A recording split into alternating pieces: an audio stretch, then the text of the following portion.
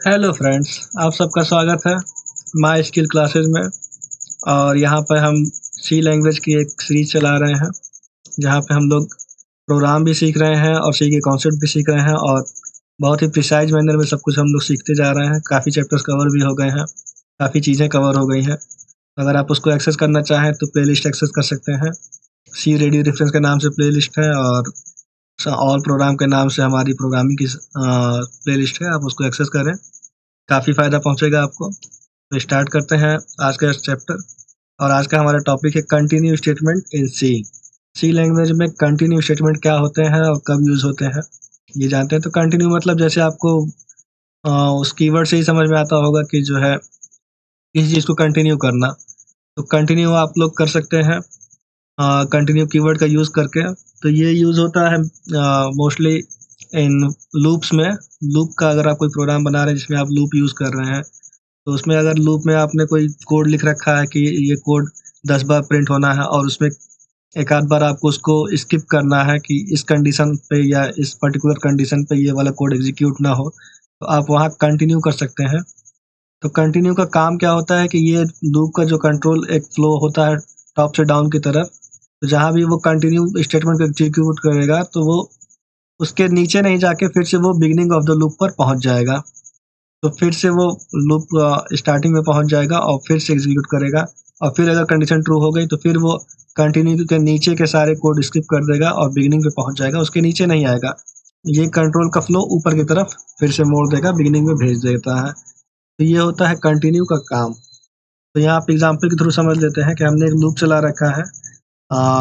Loop counter है आई से 1 से लेकर 10 तक और एक हम बढ़ाते जा रहे हैं। और अगर हमने यहाँ पे चेक किया कि अगर ये लूप काउंटर हमारा 5 पे जब पहुँचता है तो हमें 5 ना और यहाँ पे हम नीचे प्रिंट भी करते जा रहे हैं %d से।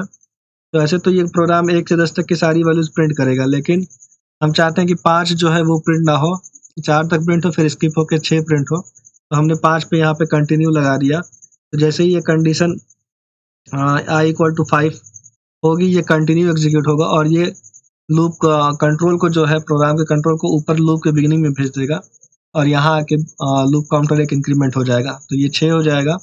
और ये जो हमारा प्रोग्राम 5 था ये यहाँ पे नहीं पहुँच पाएगा और ये प्रिंट नहीं होगा।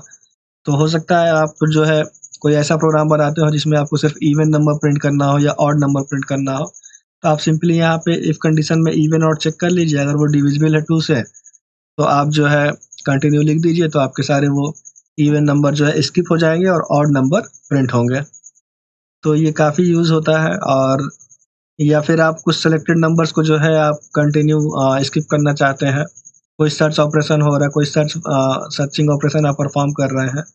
उसमें अगर आपको कुछ वैल्यूज़ स्किप करनी है कि नहीं, इन सब वैल्यू को स्किप करके और कुछ सर्च करना है, जो कोई वैल्यू पहले से फाइंड हो चुकी है, तो वहाँ पे भी आप कंटिन्यू को यूज़ कर सकते हैं। उन वैल्यूज़ को आप कंडीशन में लिख दीजिए और उसके नीचे कंटिन्यू लगा दीजिए। तो लूप काउंटर फिर से वहीं से स्टार्ट हो जाएगा आगे चल के और आपके नीचे तक के कोड इस एग्जीक्यूट होने से बच जाएँगे। तो ये सब चीज़ें करती है क्या है कि आपके कोड को फ़ास्ट बनाती है। कि जिन चीज़ों को हमने ज़रूरत नहीं है उनको हमने एग्जीक्यूट होने से बचा लिया। हमने पहले ही चेक कर लिया कि अगर ये हो तभी नीचे के कोड एग्जीक्यूट हो, अदरवाइज़ आगे जाके चेकिंग हो। तो इस तरह से हम लोग अपना कोड काफ़ी एफिशिएंट बना सकते हैं। ये सब छोटी-छोटी बातें होती हैं। और हमने इसमें प्रॉमिस किया था कि सारी चीज़ें, सारे कॉन्सेप्ट कवर होंगे, लेकिन बहुत ही ब्रीफली कवर होंगे। आज कंटिन्यू का टाइम था।